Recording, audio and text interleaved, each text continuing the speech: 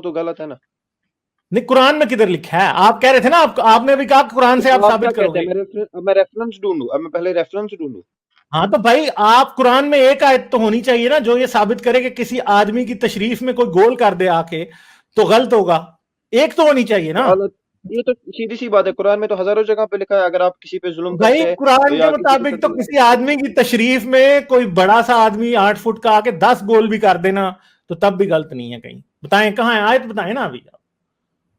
دیکھیں اب مجھے ریفرنس ڈھونڈوا رہے ہیں, یہ غلط ہے. آپ نے لاجک کو پتہ یار لگا ہٹا دیا. آپ ابھی جائیں اپنے مفتی یاسر واجدی سے جا کے پوچھیں قرآن کی وہ آیت بتائے جس کے مطابق کسی مرد کی تشریف میں گول کرنا حرام ہے.